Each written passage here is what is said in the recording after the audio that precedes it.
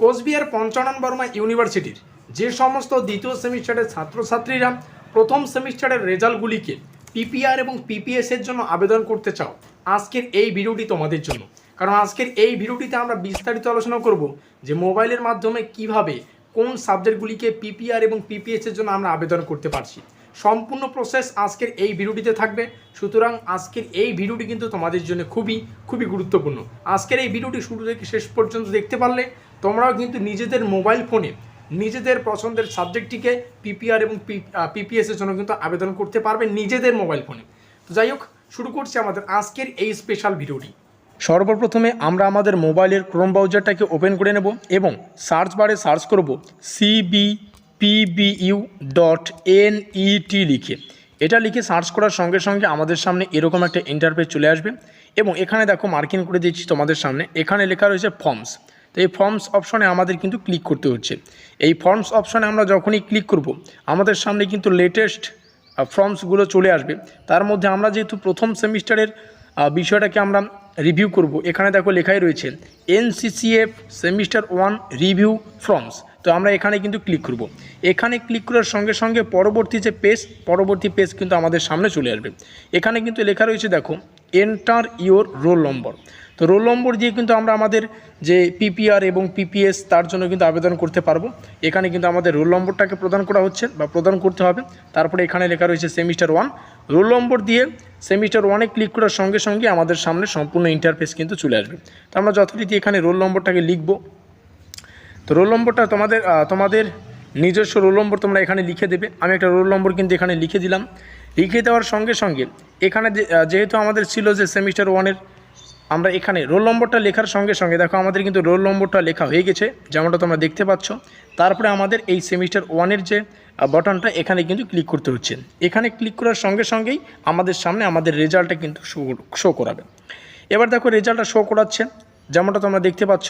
এখানে কিন্তু 3টে সাবজেক্ট আমাদের দেওয়া রয়েছে এবং এখান থেকে একটা বিষয় ভালো করে বুঝতে হবে তোমাদের। দেখো জুম করছি।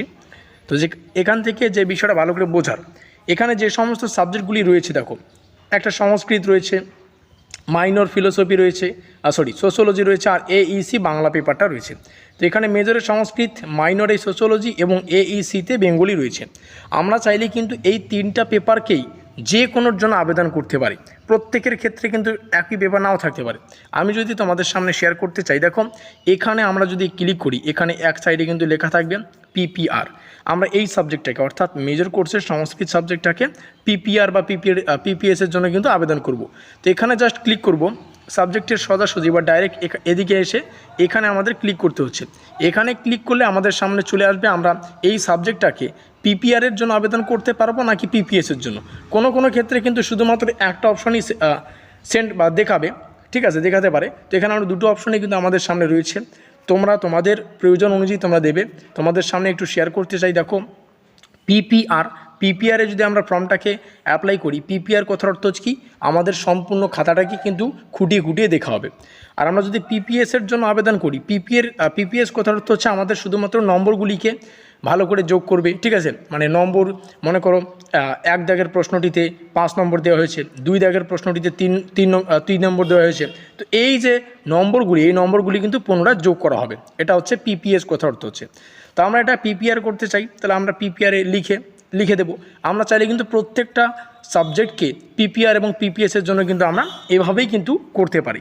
তো যেমনটা তোমরা দেখতে পাচ্ছ, মেজর কোর্সের সংস্কৃত আমরা কিন্তু পিপিআরে সেভ করে দিলাম। আমার পরের দেখো মাইনর কোর্সের সোশ্যোলজি আমরা প্রত্যেকটা সাবজেক্টকে করে দেবো, ঠিক আছে। তো যেমনটা তোমরা দেখলে আমরা প্রত্যেকটা সাবজেক্টে এখন করে দিচ্ছি। প্রত্যেকটা আমি পিপিআরের জন্য অ্যাপ্লাই করব। আর সর্বশেষ এটা দেখো AEC পেপারটা আমি পিপিএসের জন্য অ্যাপ্লাই করব। এটা অন্য একটা স্টুডেন্টের কিন্তু রেজাল্টের আমরা কিন্তু আবেদন করছি। এবার দেখো নিচে একটা সেভ বলে একটা অপশন থাকবে। এই সেভ বাটনে আমাদের সামনে ক্লিক করার সঙ্গে সঙ্গেই আমরা যে এতক্ষণ পিপিআর এবং পিপিএস যেটার জন্য আবেদন করেছি সেই সমস্ত লিস্ট কিন্তু সেভ হয়ে যাবে। তো অবশ্যই তোমরা কিন্তু এই বিষয়টা বুঝে দেখবে তোমরা কিসের জন্য অ্যাপ্লাই করছো, পিপিআর নাকি পিপিএস। তো প্রত্যেকটা সাবজেক্ট তোমাদের কিন্তু চুজ করে পিপিআর এবং পিপিএসের জন্য কিন্তু আবেদন লেখার সঙ্গে সঙ্গে এখানে সেভ বাটনে যখন আমরা ক্লিক করব, দেখো আমরা কিন্তু সেভ বাটনে ক্লিক করে ফেলেছি। এবং এখানে দেখো পেমেন্ট অ্যামাউন্টটা আমাদের সামনে হয়ে গেল 150 অর্থাৎ 150 টাকা। কারণটা কি, আমরা কিন্তু 3টা সাবজেক্টের পিপিআর পিপিএস যাই করো না কেন 3টে সাবজেক্ট আমরা চুজ করেছি, তার জন্য কিন্তু 3 × 50 তার মানে 150, বোঝা গেল।